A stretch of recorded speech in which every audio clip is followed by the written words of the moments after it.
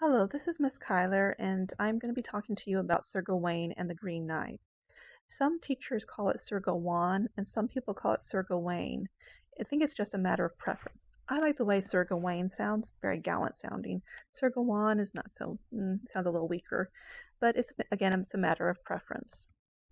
Sir Gawain and the Green Knight is a medieval romance written in the Norman era in England. A medieval romance is a specific type of specific genre, so I want you to read about that in your definitions in the lesson. And it's also in alliterative long verse. So in lesson 1, remember we talked about alliteration. So you can guess what alliterative long verse is just from what you know about alliteration and the idea that something's long and it's in verse, which means it rhymes.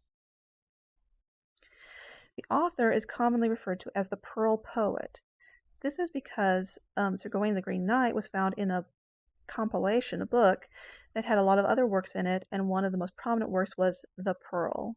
So after them studying it, they realized that the same person that wrote The Pearl was most likely the person that wrote Sir Gawain and the Green Knight. So we call the author the Pearl Poet. Okay. Um, what you've read in this lesson is a translation from the original Norman English. So you'll see when you look at the original, if you ever have a chance to look at it, not in translation, there are a lot of words like perchance and complaisance, a lot of French sounding words. This is because the Normans were people that had adapted French culture and language and brought that with them to England. So that England adapted to that. The Britons adapted to that language. So instead of speaking Anglo-Saxon English, now the upper class society was expected to speak more of this Frenchified English. Okay? It was more considered more high society. Tales of King Arthur, the Round Table, and Camelot. So you may have heard of King Arthur and his sword Excalibur. You may have heard the Round Table about Merlin the magician. All of those stories, they all came from what the Normans depicted as from legend. Okay, so they were a favorite topic of Norman stories. And here is the way we typically think of them. There's that round table. They're wearing this very gallant assemblage of their weapons, their cape, and their little shields and whatnot, and their swords. And they're very polite and very high society type people, right? These knights are very chivalrous. The legendary characters and kingdoms actually were based on real people who lived in what is now Wales around 500 AD.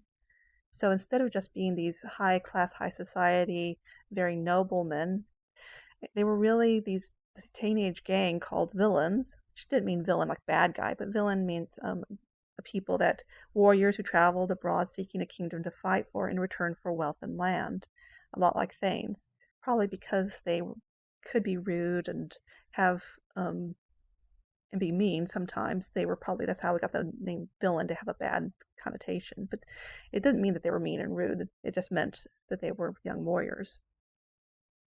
But it's interesting that we don't ever imagine them looking like these rude, uncouth teenagers. We think of them as these sophisticated noblemen. And that's because the Norman authors glamorized the legend and added their own culture of chivalry, honor, nobility, and courtesy, which is very important to their high society culture. So just as the monks who transcribed Beowulf added their own Christian influence, so did the Normans. Okay, so remember the Normans were the ruling class, so of course they were emphasizing their nobility. So this is the first thing that it starts with. Soon as the siege and assault had ceased at Troy, and one of the first things we notice is there's a lot of alliteration. Some of these lines have 3, 4, 5 instances of alliteration. If you really look at all the times we hear the S sound in that first line, soon as the siege and assault had ceased at Troy, you can't hardly speak without hearing that hissing sound coming through, right? And then the next line, the burg broken and burnt to brands and ashes. So the translator of this did a great job of maintaining that importance of alliteration throughout this. Remember again that a lot of these works were spoken out loud, memorized, so alliteration helped them do that. Of course, we're getting a little bit more written society going on here, but a lot of the poorer people didn't have read or write. It was mostly monks or the very educated at this point who could read or write. And here, at the beginning, it's pretty much a summary of the legendary founder of Britain, Brutus. So remember, we read about Brutus a little bit in our first lesson. And this gives you kind of a little bit of a backstory on that, Felix Brutus, and how he landed in England and settled it. We also notice that it's in letters of long verse, and at the end of each of these long verses, there's something called the bob and wheel. We have that definition in your lesson. The bob part is that little word that hooks that short little four-liner. The short four-liner is the wheel, and the bob is the word that transitions from the long part to the short part. So we have the word then. Okay, that word then is the bob, and the wheel, kind of like the wheel hooked to the car, the wheel is at the end of the 4 lines. Each of our stanzas have that, the long verse, then the bob and wheel. Okay, so the king lay at Camelot nigh on Christmas. Holidays are very important to Sir Gawain and the Green Knight, and so is the idea of Camelot. So Camelot was the legendary kingdom associated with King Arthur.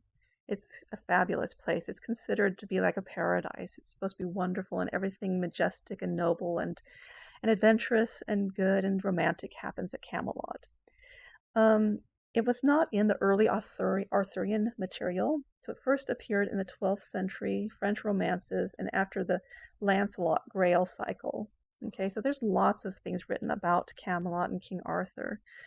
And eventually it came to be described as a fantastic capital of Arthur's realm and a symbol of the Arthurian world. So Camelot. And also, I mentioned the idea about holidays being important. So Christmas is one of the major holidays.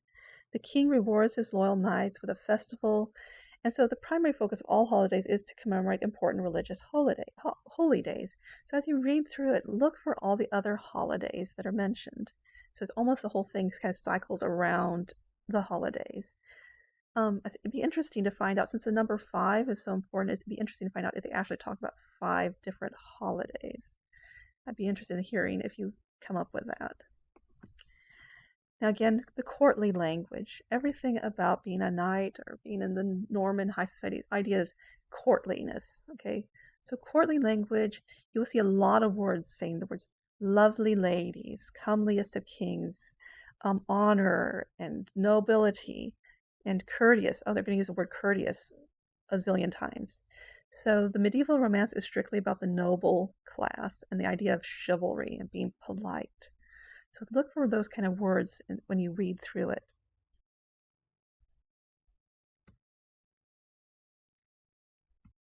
Queen Guinevere, she's very important to King Arthur's stories. She have a little bit of a brief episode here where she actually comes into it. It says that the king is there and his wife, Queen Guinevere, his royal consort, is there with him.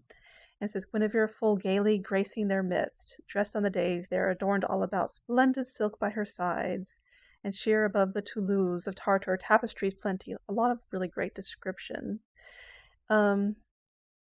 So it's really interesting that she's kind of like, and then there's Guinevere, and yet later on, we're going to find something that she's actually an important focus of the story, even though we just kind of get to meet her in passing. If you want to read more about Guinevere and her romance with Lancelot, I would actually recommend that you read Morte d'Arthur by Thomas Malory. Morte d'Arthur talks about this forbidden romance between her and Lancelot and how that actually brings about the ruin of Camelot. Okay, so here among all the holiday season, the Green Knight comes. There's a lot of different depictions of the Green Knight. I've looked online. It's kind of interesting. This big green jolly giant kind of reminds me of the green giant that used to sell vegetables in animated commercials on TV.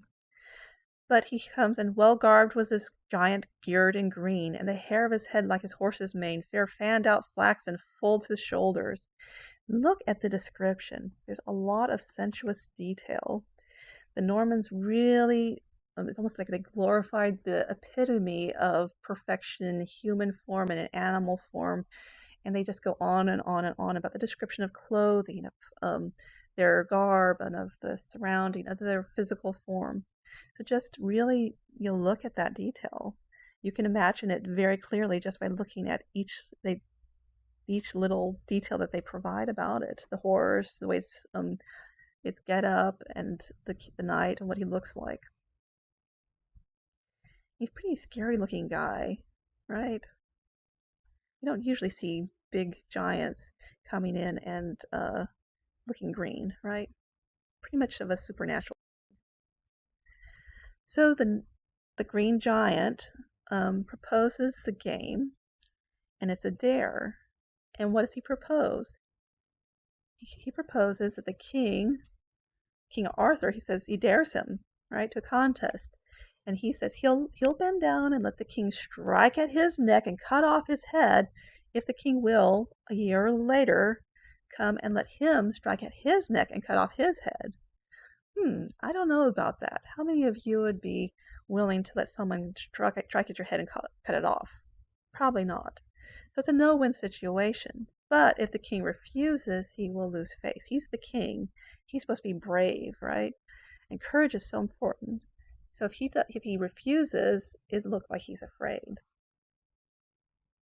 So Sir Gawain, very gallant, very noble, he steps in and saves the king. He says, "Oh no, let me have that chance, please." So he asks the king to grant him a boon and then let him take the challenge in his place.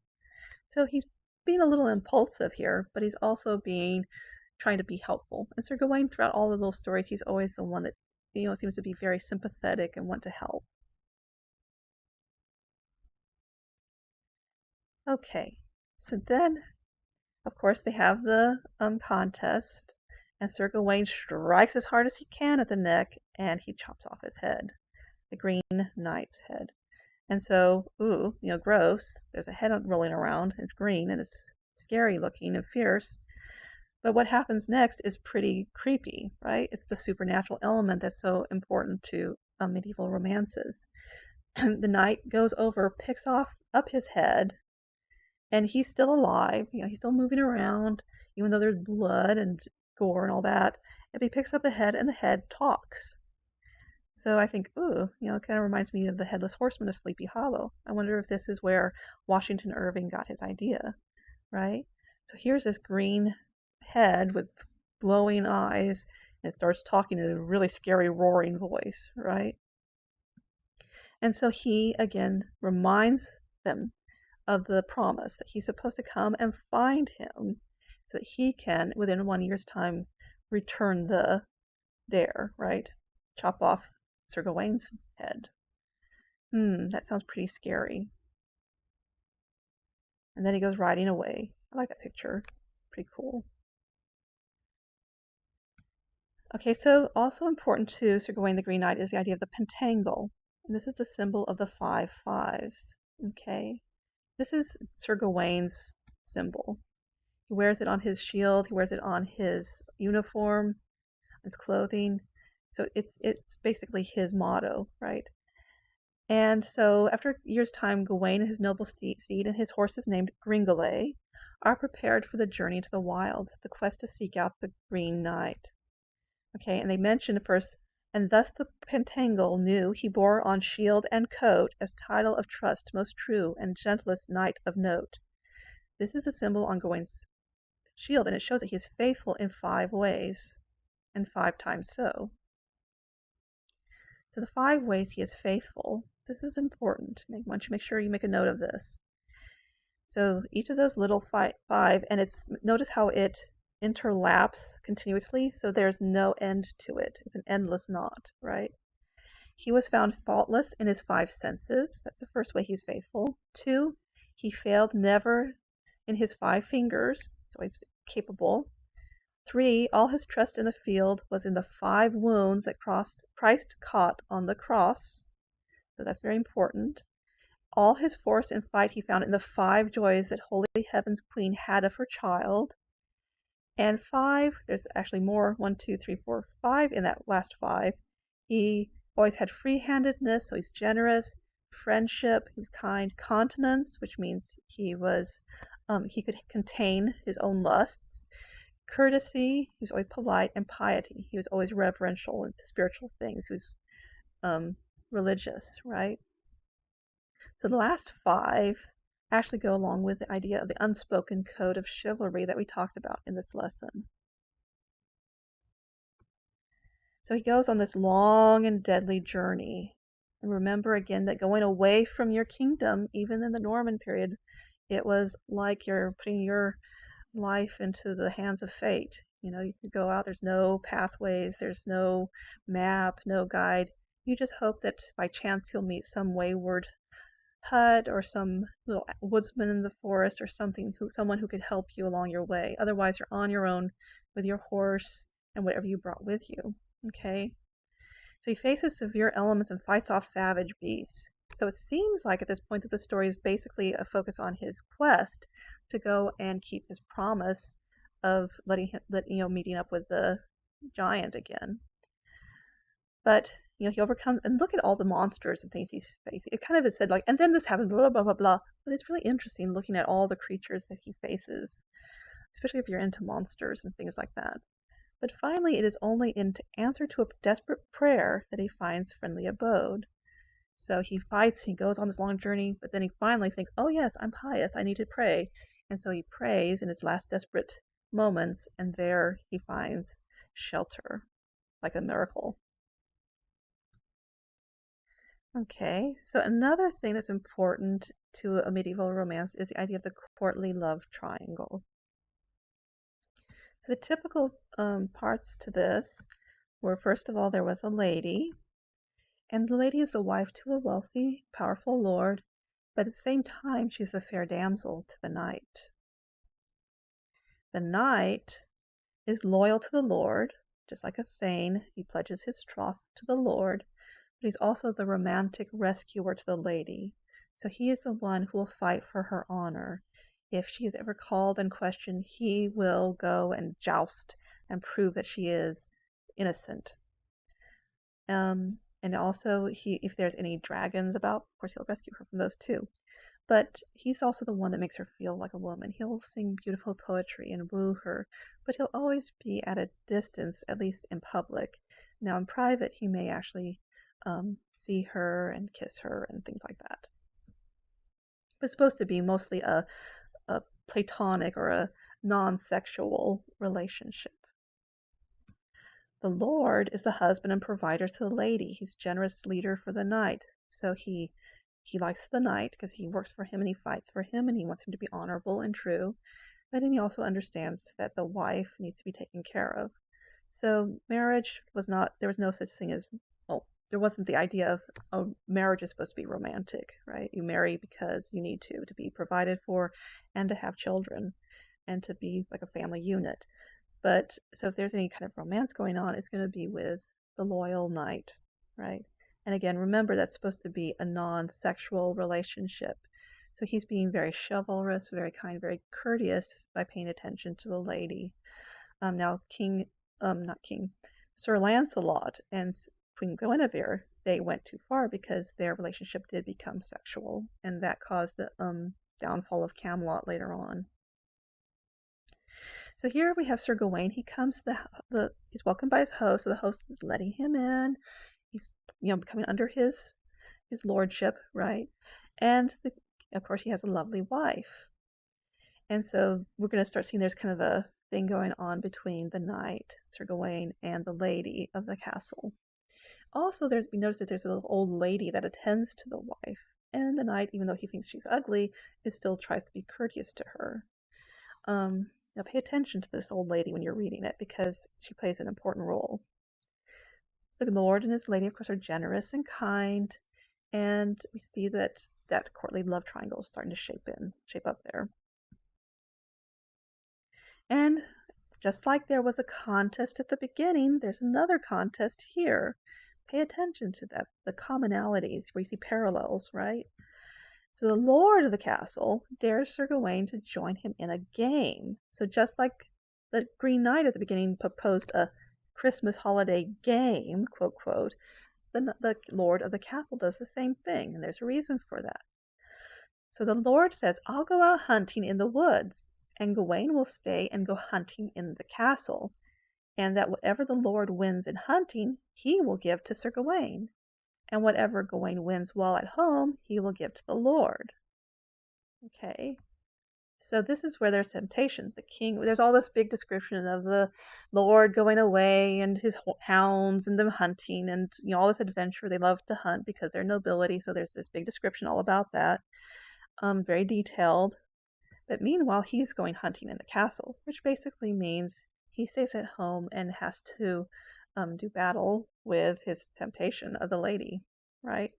The lady actually comes to Gawain every morning, tempting him with her love and charms, and making it very difficult to resist. So he's in this kind of hard place, right? It's difficult because he has to be courteous to her. If he refuses her, he's going to be unchivalrous. However, if he gives in to her, he will no longer be pure and chaste and loyal to the Lord. So it's in a pretty big dilemma there. So he does let her kiss him on the cheek, and that is what he wins. So he went hunting in the castle, quote, quote, and so he won the kisses. So when the Lord comes home, he gives him a platonic kiss on his cheek. In other words, there are no secrets kept from the Lord. Okay, I want to let you know that this is what I got. I got a kiss on the cheek, so I'm giving you the kiss on the cheek to show you that's all that happened. Okay, so, but there is a temptation he cannot resist. And there is the lady, and what she has in her hand is called a girdle. It's a green girdle. Again, it's not like something that you put in to make yourself look thin and shapely. It's like a long green belt-like thing. Okay, so the lady tempts him. She knows he has to go out and face the green giant, the Green Knight, and his life is in danger. So she says, if you wear this, nothing on earth will be able to kill you. So since he's on a quest, and he's going to get his head chopped off, this sounds like a pretty good deal. He takes it, but this time he does not tell the Lord what he got. So he's being sneaky, taking something that does not belong to him, even though it was offered to him by the lady. Remember, the Lord is the one who owned everything in the castle. So after he has his little green magical belt, he goes out to face his foe. And there's another depiction of the Green Giant. So we see there's a lot of different depictions of the Green Knight. And Sir Gawain there with his Pentangle there. He faces the Green Knight, and he must bravely allow the Green Knight to chop off his head with an axe. However, as the blow comes close, Gawain flinches, and they make a big deal about the idea that he flinched, showing a tinge of cowardliness. Of course, who wouldn't flinch if someone is coming down to chop off your head? You're going to do something, right? Just the fact that you're staying there is pretty brave. But they're like, no, he was not brave. He was cowardly by flinching. Okay, so at the end, after the bout with the Green Knight, there are some surprising revelations. That the Green Knight is really the lord of the castle under a magic spell placed on him by a Morgan Le Fay. And that the old lady attending the Lord's wife is really Morgan Le Fay. And she's not old and ugly, but she's very beautiful. And she's this witch who is actually Arthur's half-sister. And in all these different little Arthurian legends, Morgan Le Fay is, she loves King Arthur, and she's very jealous of Guinevere. So she's always out to get Guinevere somehow, trying to get back at her. And we think the purpose of the plot is a focus on challenging Gawain's ability to abide by the code of chivalry and his quest, in order to maintain and prove himself. However, the story tells us that it is really a whole plan has been concocted simply to frighten Guinevere.